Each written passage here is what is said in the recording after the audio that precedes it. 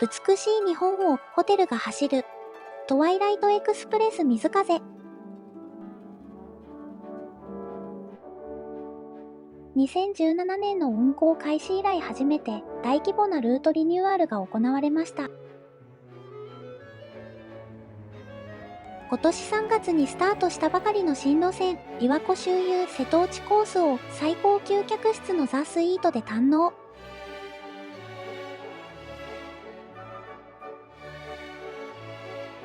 贅沢な1泊2日の旅へ皆様をご案内いたします。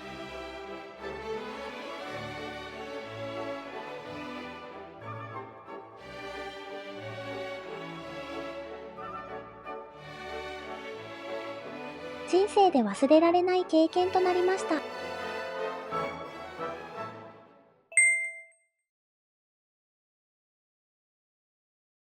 旅の出発を10日後に控えたある日、自宅に大きな宅配便が届きました。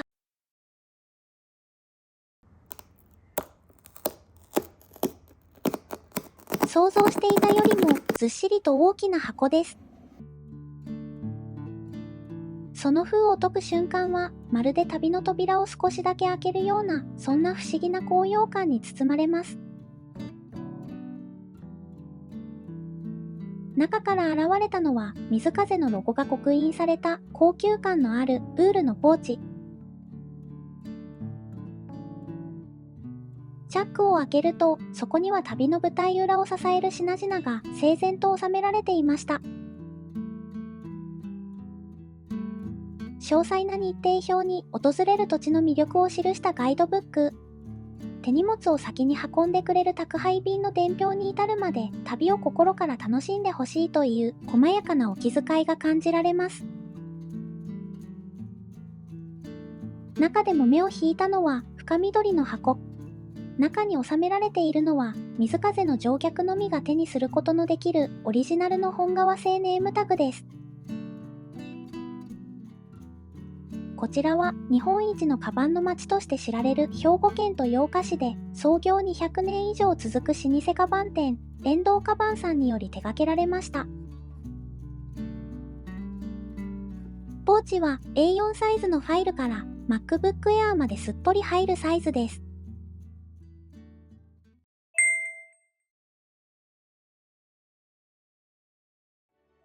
トワイライトエクスプレス水風が誕生して9年の歳月が経ちました。ルートは全部で5種類あります。今回乗車するのは琵琶湖周遊瀬戸内コース上りです。2017年の運行開始以来初めてとなる大規模なルートリニューアル。新しくなった運行ルートを地図をたどるように詳しく紐解いてまいりましょう。旅の起点は本州の西の玄関口である山口県の下関駅です。ここから水風は瀬戸内の穏やかな波音に導かれるように歴史ある山陽本線を東へと進み始めます。最初の立ち寄りとなる地は豊富です。戦国大名毛利元就ゆかりの美しい大名庭園とその歴史や文化財を伝える博物館を訪れます。列車は広島、岡山、兵庫と瀬戸内海を駆け抜け夜を越えて迎える2日目。立ち寄り観光地は滋賀県の近江八幡です。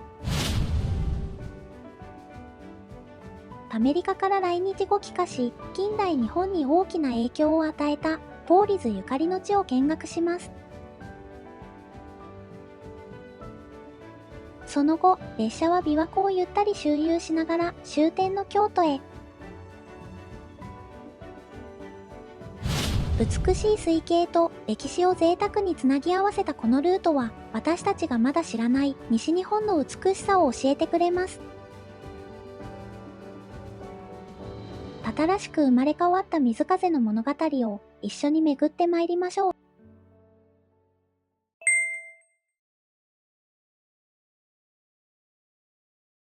日の朝はホテルまで専用車でお迎えに来てくださいます。旅の出発地は山口県下関駅です。駅でチェックインを行い、鍵とバッジを受け取りました。このバッジは観光で外へ出る際に切符の代わりとなるものです。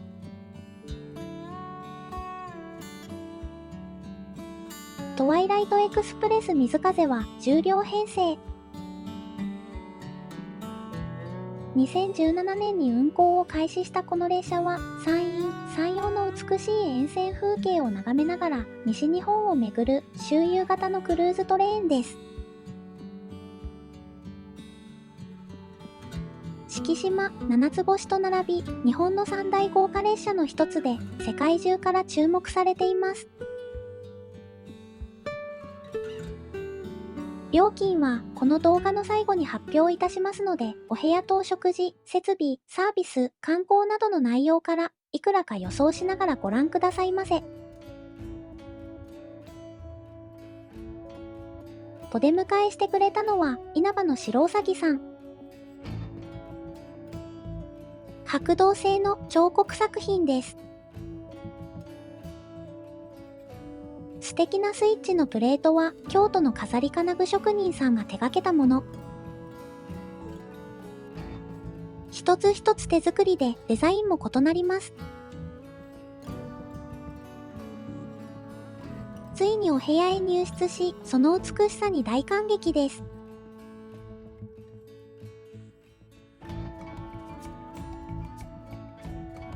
定刻通り9時26分、水風はたくさんの方の温かいお見送りを受けながら下関駅を出発しました。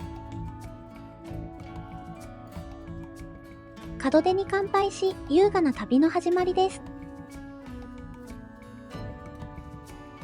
まだ朝早い時間帯ですので、ノンアルコールのスパークリングワインにしました。コースターは岡山県倉敷市の竹家具店による特注のもの。ウェルカムスイーツは下関正金堂さんの淡雪です。口の中で消えゆく感じが春の淡雪を思わせ、かの王の冠たるものと伊藤博文により命名されました。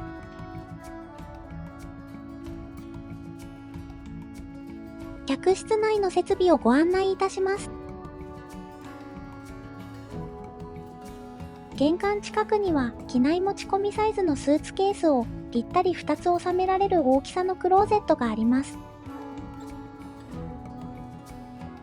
スリッパも高級感があり、使い捨てとは思えないほどです。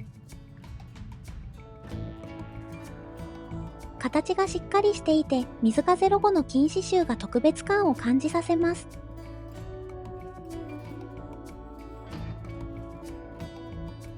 この客室は世界でもほとんど例がない一寮一室という異次元のスイートです。お部屋食の際にはこちらのダイニングテーブルでお食事をいただきます。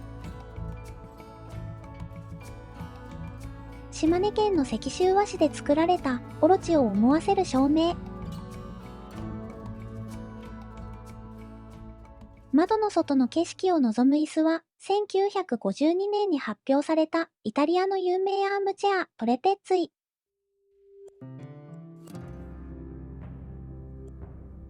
ダイニングの壁側には冷蔵庫と引き出しが設置されています。水風の車内はオールインクルーシブです。引き出しの中には山口県の伝統工芸品、萩切子の水風オリジナルグラスが置かれています。ワイン用のグラスも様々な形状のものが揃っており、種類に合わせてサーブしていただけます。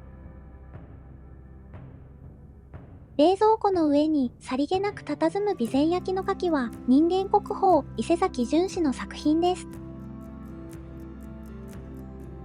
そのお隣にはドリンクメニューが置かれています。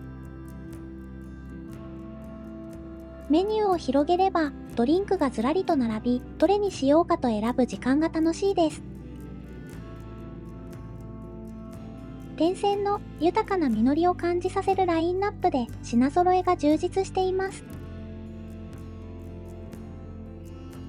ルームサービスでお部屋にいながらいつでも好きな時に注文できる利便性も嬉しいです。とつまみなどの軽食もあります。そしてザ・スイートの乗客のみ高級ワインも含まれています。リビングには上質なデザインのソファーが2台備わっています。ザ・スイートは定員が4名のため、これらはベッドとして利用することも可能です。私たちは日中このソファーを1人1台デイベッドのようにしてくつろぎました。壁には島根県に伝わるヤマタノオロチ伝説をイメージした彫刻作品。壁パネル同士の目地には京都の組紐を特別にあつらえて施されています。組紐は他にもカーテンのタッセルや客室の鍵にも使われていました。ザ・スイートの客室内には月と太陽2つの釘隠しがあります。リビングのソファーの向かい側には椅子があり、向かい合って座ることもできます。この壺のようなものはバルミューダの加湿器です。どのお部屋の天井もボタン一つでブラインドを上げ下げできるようにできています。何不自由なく過ごせるよう様々な工夫がされていました。真横の窓は換気ができる程度に開けます。こちらにもブラインドやカーテンがあり、プライバシーについても心配はありません。エアコンはタッチパネルで操作できます。テーブルの上に置かれた本と尾道ハンプのトートバッグは本来車内販売されているお品物なのですが、ザ・スイートの乗客には特別にプレゼントとして用意されています。水風を象徴する深緑の生地に鮮やかな黄色のステッチが映えるとてもお上品なデザインです。タブレットからはルームサービスを注文したり、現在地やクルーの方のプロフィールを見ることができます。リビングを後にし、お隣のお部屋へ進みましょう。列車内とは思えない天井高と、ベッドが2台並んでも圧迫感のない床面積が際立っています。壁の上部から天井に向かって緩やかにカーブする窓により、仰向けに寝たまま空を眺めることができます。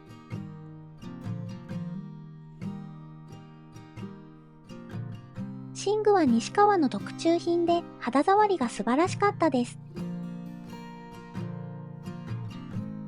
9時26分に下関駅を出発し、翌日16時45分に京都駅へ到着するまで1泊2日約31時間20分の旅。トークの時間を過ごす客室がこんなにも上質な空間で幸せです。枕元に BOSE のポータブルスピーカーと華道の加湿器が置かれています。天井付近のグリルは特別に作られた波形文様のもの。クローゼットは客室の入り口以外に寝室にもあります。ハンガーは世界的にも高い評価を受ける日本最高級の木製ハンガー、中田工芸の水風特注品です。寝室のお隣、客室の一番奥はバスルームになっています。大理石を基調とした明るく高級感のある内装です。ザ・スイートにはなんとバスタブが設置されており、湯船に浸かりながら移り変わる車窓の景色を眺めることができます。バスタブとは別にレインシャワーとハンドシャワー、2つのシャワーを備えたシャワーブースも完備されており、列車内という特殊な環境においても最新の技術によって水の供給や排水がスムーズに行われるよう設計されています。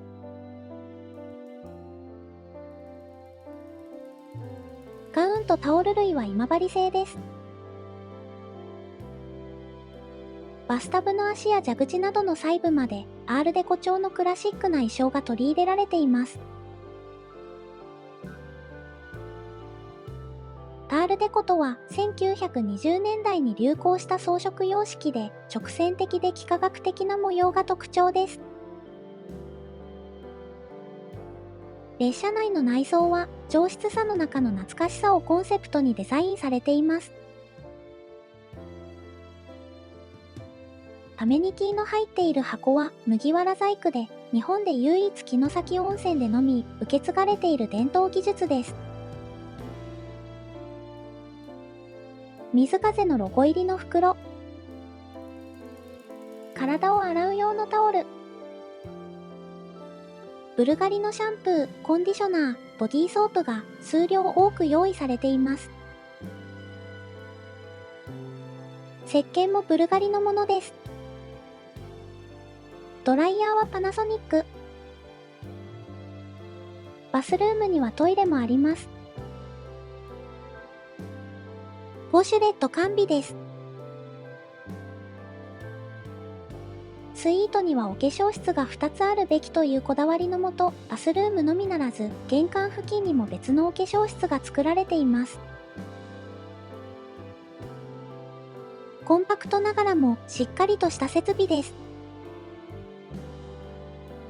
最後にご紹介するのは、ザ・スイートの玄関から客室内部に入った正面、プライベートバルコニーです。共用部ではなく、自分たちだけの特別な空間で外の風を感じることができます。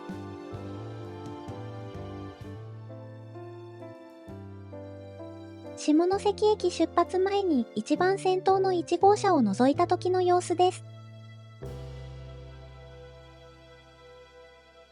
1号車から10号車まで全車両を後ほどまた詳しくご案内いたします。出発して最初のイベントはお茶会です。5号車のラウンジ、サロンドルエストで開かれます。京都、松江、萩、茶の湯に縁のある地を巡る水風。ザ・スイートの乗客にはお手前を目の前で見ることのできる特等席が用意されていました。釜の湯がたぎる将来の音、茶筅が振られるかすかな音。戸軸には柳は緑、花は紅と書いてあり、花は桜を意味しています。戸東は京都俵屋吉富さんのもの。季節に合わせた可愛らしい形です。水風茶会はおよそ15分間の気軽なお茶会。テーブルと椅子を使った流麗式です。和やかな雰囲気でリラックスして楽しめました。アールデコ様式が花開いたのは1920年代です。昭和初期を彷彿とさせる懐かしさを呼び起こすもの、これをノスタルジックモダンと称し、内装のコンセプトにされています。私にとってそれは曽祖母の時代です。時を超えて心を包んでくれる温かみを感じました。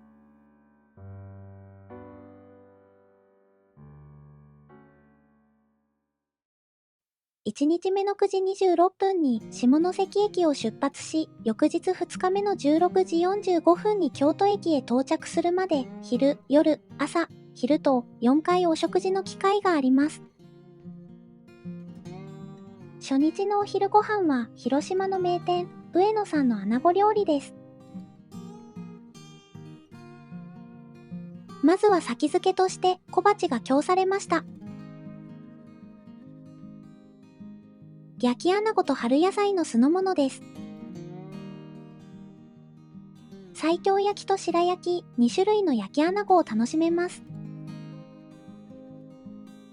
プレミアムワインのメニューからルモワスネのコルトンシャルルマーニュを注文しました。続いては石焼きの器に入ったあさり貝のスープ煮です。海苔の香りがよく春を感じます。たけのことあさり貝が中にゴロッと入っています。こちらもプレミアムなワインでフィリップ・シャルロパンのシャルムシャンベルタンをお願いしました。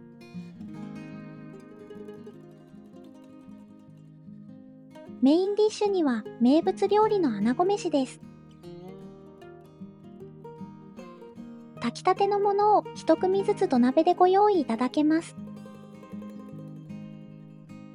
まず1膳目はそのまま穴子とご飯の純粋さを楽しみます。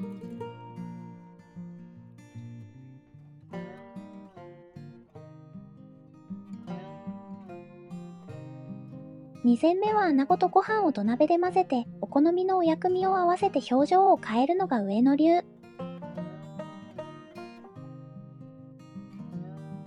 高級なボトリングティー、ゴッタス玉露もいただきました。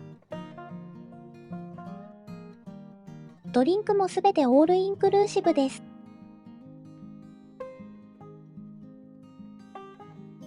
3膳目は穴子ご飯にお出汁を注いでだし茶漬けにしていただきます。穴子の脂とタレが溶け出し最高のスープになるのです。コースの締めとしてこの上ない満足感を与えてくれました。と味噌汁もシンプルで美味しかったです。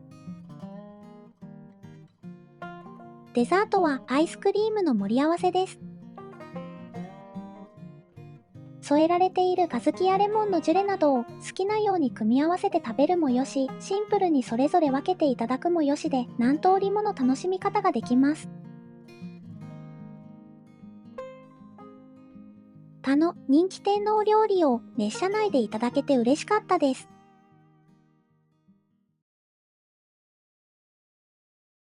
13時39分、水風は防府駅に到着しました。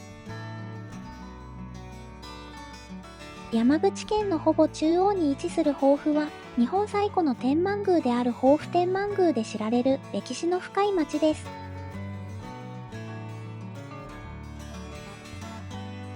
駅から観光の目的地までは水風専用バスで移動します。今回防府で訪れるのは毛利庭園と毛利博物館です。戦国時代から江戸時代にかけて中国地方一帯を治めた大名毛利家ゆかりの場所です。この日の立ち寄り観光の滞在時間は約3時間15分。十分な時間をかけてじっくりと見学することができます。明治から大正にかけて築かれたこの建物は旧毛利家の本邸です。毛利家が代々守り伝えてきた宝物約2万点が収蔵されており、建物そのものが国の重要文化財に指定されています。こちらは毛利元就が3人の息子に宛てた三子教訓状です。1本では折れやすい矢も3本束ねれば折れにくいと3人の息子たちに結束の重要性を説いたと有名な3本の矢の逸話は史実ではなく後世の作り話なのだそうですが、全く根も葉もないわけでもなく、この三子教訓上の内容が元になっています。こちらの皇居の間は、過去に大正天皇皇后、昭和天皇皇后がご宿泊されました。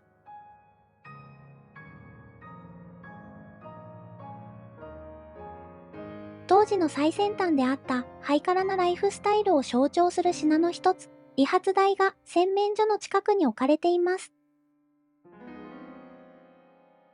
この邸宅は和風建築でありながら、自家発電設備や給湯施設、内線電話が完備されるなど、当時の最新技術が取り入れられていました。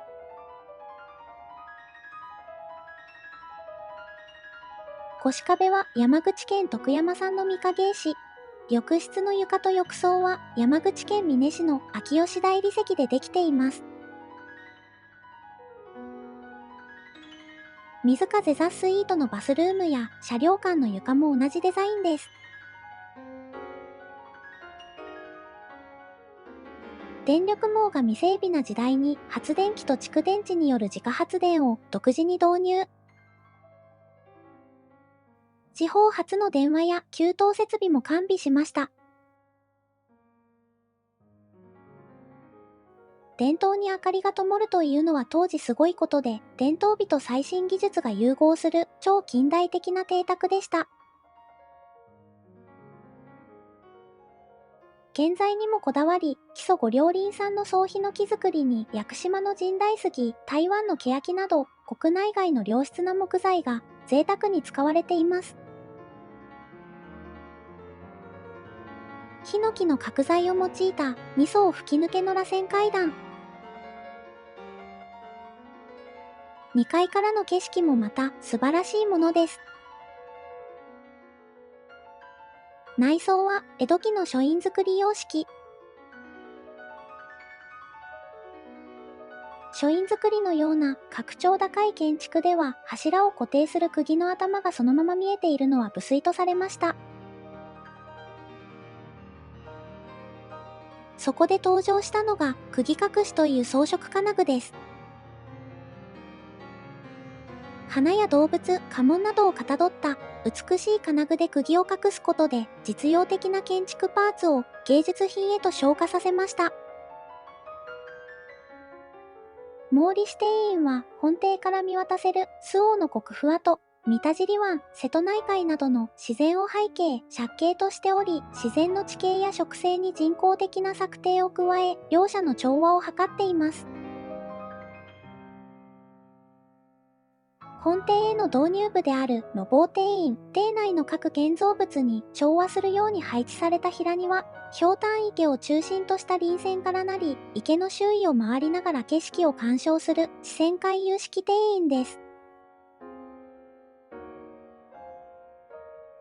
庭園内に植えられた桜、ツツジ、楓、松など、約250種の樹木は四季折々に美しい姿を競い合い、訪れる人々の目を楽しませています。この先の画像堂は通常非公開ですが、水風のゲストは特別に中をご案内いただけました。画像堂は毛利元就以下、歴代当主を祀った霊廟で肖像画が並んでいます。こちらも国の重要文化財に指定されています。最後に敷地内の喫茶店で休憩タイム。こちらでのお飲み物もツアーに含まれていますので、お会計は必要ありません。私はハーブティーを注文しました。丁寧にガイドしていただけて分かりやすく学べました。また、水風専用バスで豊富駅へ戻ります。このような盛大なお出迎えとお見送りがとても嬉しかったです。豊富の皆様、ありがとうございました。夕食は6号車のダイナープレヤデスでいただきます。プレヤデスはギリシャ神話に登場する7人姉妹の星。日本ではスバルとも呼ばれます。オープンキッチンから作り手の方の熱量が伝わってきます。席に着くと、まず食前酒が供されました。京都、佐々木酒造さんの聚楽大です。と料理は京都の名店、菊の井さん監修による日本料理をいただきます。前菜は春の息吹を閉じ込めたかのような八寸のスタイルです。串打ちにはサーモンの絹玉巻きとアボカドの白味噌漬け。その右側にはわらび、菜種のからしあえ、ナルト湯葉。左側には甘藷の茶巾絞り、タコの柔らか煮。特には松風、鯛の木の芽寿司を桜の葉で包んだもの。器にはタケノコやうどの木の芽あえが入っています。と作りは蓋付きの大きな箱のような器で運ばれてきました。開いてみると中には8種類のお作り。それぞれに異なる味付けが施されています。サワラ、タイ、しめ鯖、マグロ、ホタテ、イカ、車エビ、タコ。1種類ずつ丁寧に仕立てられており、一口ごとに違う表情が楽しめます。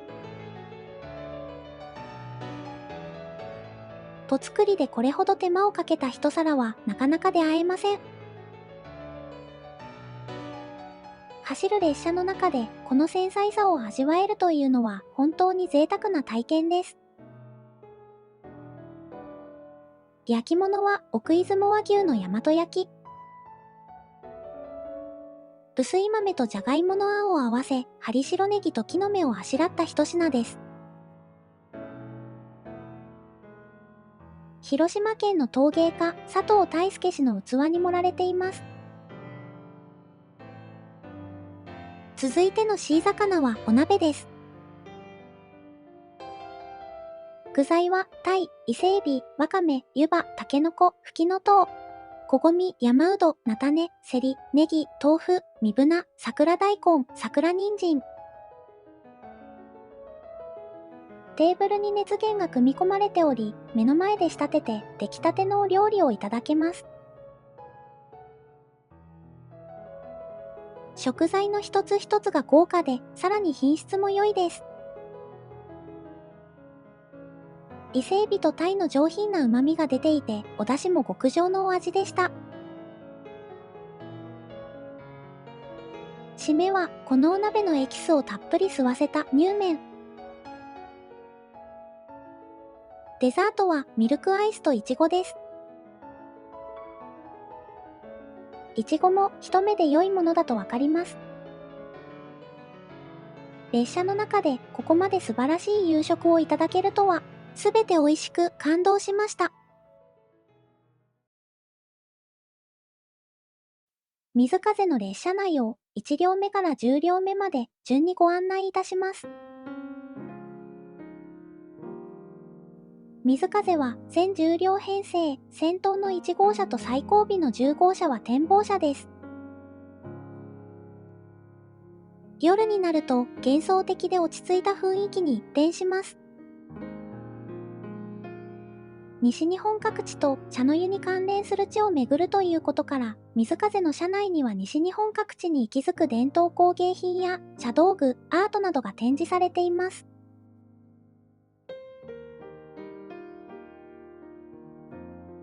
走る美術館と呼ばれるほど充実した展示を巡り、コレクションに接することはもう一つの旅とも言えます。琵琶湖真珠と羽山陽の陶板。染付山水絵細水差し。炭鉱茶入れ。不気味堂浪江工房。錦州中井窯染付鉢。2号車の木材は鳥取県のカゴの木。1950年、上田昌司、妻のいる砂丘風景。隣州中井窯、染付瓶。人間国宝、伊勢崎純、備前焼茶碗。3号車の木材は、岡山県の桑。人間国宝、伊勢崎純、備前焼角花入れ。島根県、八雲塗重箱。4号車の木材は、島根県の菓子。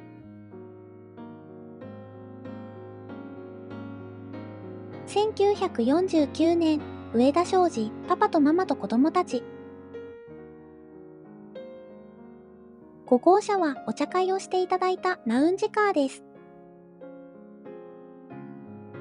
丹野光政、春の清水寺。壇ノ浦の夏。三好の秋。冬の宍道湖。6号車は食堂車です。7号車は1両丸々私たちの宿泊しているザ・スイートです。9代、泣く吉左衛門、赤黒一層茶碗。萩切子、ガラス茶碗。8号車の木材は広島県の水目。上田昌司、小さな工場。島根県の目能で作られた新式飾り、みほぎ玉。人間国宝、三輪久節、萩焼茶碗。9号車の木材は山口県の椎の木。上田昌司、妹のおもり。人間国宝、三輪久節、萩焼花入れ。ポーチの床と天井は号車ごとに衣装が異なります。ルネラリックの一輪挿し。ルネラリックのカクテルグラス。トールドバカラのカクテルグラス。10号車は展望車です。かつて走るホテルとして日本の豪華列車ブームの象徴となった寝台特急がありました。1989年に誕生したトワイライトエクスプレスです。四半世紀にわたり愛されましたが、2015年その歴史に幕を下ろしました。ダイナープレヤデスやスイート客室など、日本の鉄道史において伝説として語り継がれる存在です。現在はその名前と格式を受け継いだトワイライトエクスプレス水風へと進化を遂げています。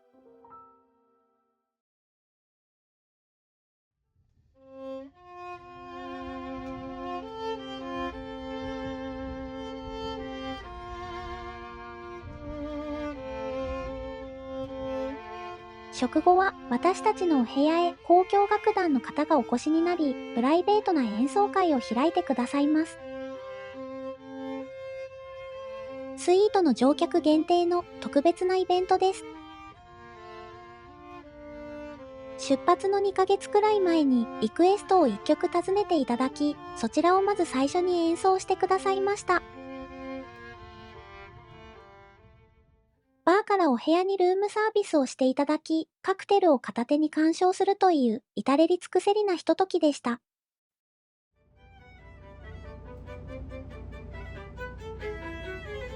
その後はラウンジカーで全ての乗客が参加できる演奏会が開かれます。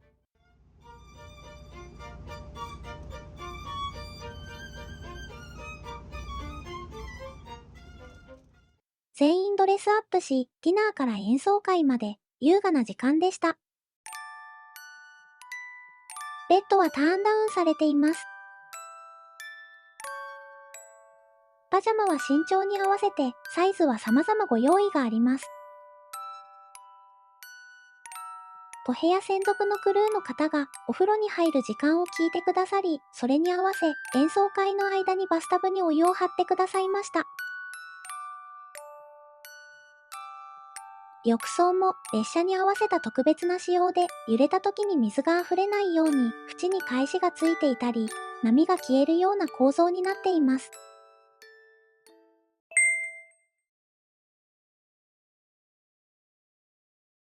おはようございます。水風の車内で特別な朝ごはんが始まります。ミシュラン史上最短、開店から1年5ヶ月で三つ星を獲得された大阪にあるレストランはじめの米田はじめシェフが監修されています。透明感のある綺麗な旨味のコンソメスープ。目の前でクルーの方が注いでくださいました。器は山口県の陶芸家、河野智美氏の作品です。大阪の有名パン屋さん、ムッシュクレクールさんのクロワッサン、パンドミ、ブリオッシュ。トマトジュースは愛子の雫という高級品。米田シェフはもともとコンピュータエンジニアという異色の経歴を持っており、味や香りを数式のように組み立て、0.1 度単位で温度管理を行うなど、徹底した論理的アプローチにこだわりを持っています。豚肉のローストは低温調理ならではの淡いロゼ色の断面。卵料理は半熟卵にスティック状のパンをつけていただくフランス朝食の定番であるムイエット。東坂ハニー岡山のヒルゼンバター2種類のコンフィチュール。兵庫県の宝塚牛乳。知る人ぞ知る岡山県ヒルゼンのジャージーヨーグルト。大きな期待をさらに上回る素晴らしいお料理の数々です。果物まで最高の品質で全てに感動しました。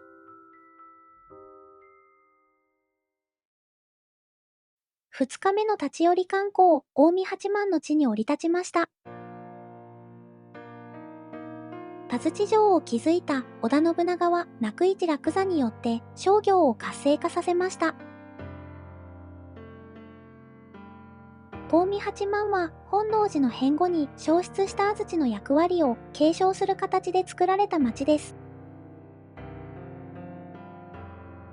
三方よしは売り手、買い手、世間の三者が満足することを重視する近江商人の経営哲学。この謙虚で力強い美学が町の文化として今も息づいています。そしてこの町にとって重要な人物がウィリアム・メレル・ボーリズ。明治から昭和にかけ日本で活動した建築家、実業家、伝道師です。米国出身ですが日本に帰化し近江八幡を拠点に活躍しました。建築家として大丸心斎橋店や東洋英和女学院など1600件以上の名建築を設計。またメンタームを普及させた近江兄弟社の創立者でもあります。今回のツアーでは廃土記念館、ボーリズ記念館を訪れましたが、施設の方針に沿い撮影は行っておりません。とても素敵なところでした。2日目のランチは滋賀県のイタリアン、リワコラージュさんのお料理です。その名の通り、琵琶湖の恵みをコラージュしたようなお料理をいただけます。本来は食堂車でのお食事になりますが、今回はザ・スイートのお部屋でご用意いただきました。ペアリングの日本酒、滋賀県の七本槍と昨日抜栓したワインも堪能します。まずはじめにオリジナルの信楽焼の器に美しく盛り付けられた前菜4点盛りが運ばれてきました。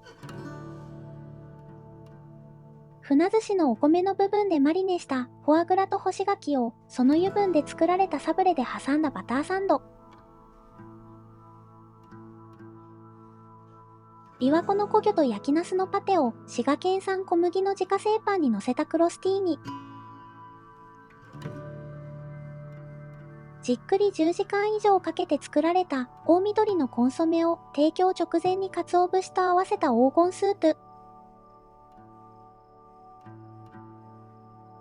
七本槍の酒粕とチーズソース、地元長浜の白菜のう漬物を合わせ、伊吹山のふもとで育ったそばの生地でくるりと巻いていただくクレープ。どのお料理にも滋賀を表現する食材や滋賀の伝統である発酵文化を取り入れられています。続いては、近江エビとフルーツトマトの自家製生パスタです。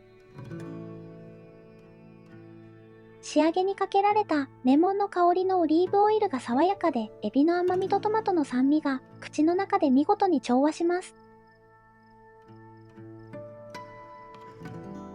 メインディッシュは近江牛のトマト煮込みです。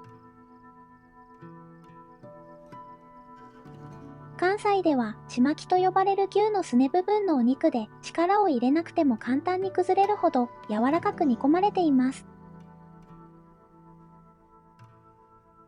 車窓の向こうには滋賀県のシンボル、彦根城が見えています。デザートは2種類。焼きたてにこだわって作られた長浜産竹炭チーズとホワイトチョコのフィナンシェ。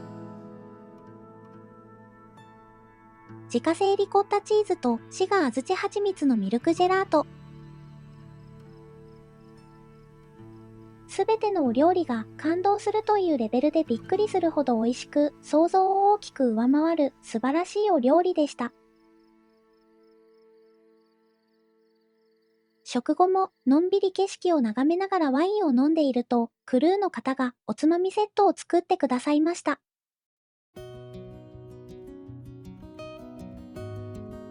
16時45分、水風は京都駅へ静かに到着しました。1泊2日、約31時間の旅がここで終わりを迎えます。到着後は京都駅に隣接するホテルグランビア京都内の水風専用ラウンジを利用することができます。お飲み物をいただきながらゆっくり帰りの準備を整えられました。最初から最後まで完璧な旅で幸福感に包まれながら帰路に着きました。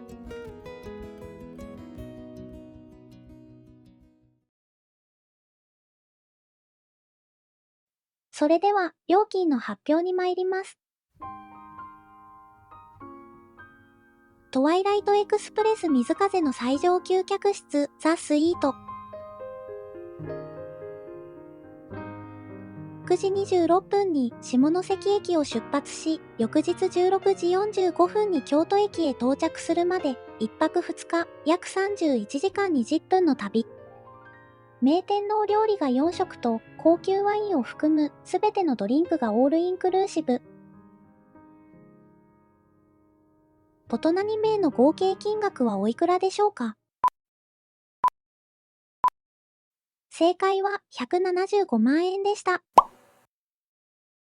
水風に一緒に乗りたい方へこの動画をシェアしていただきますと、旅行のイメージが共有できるのでおすすめです。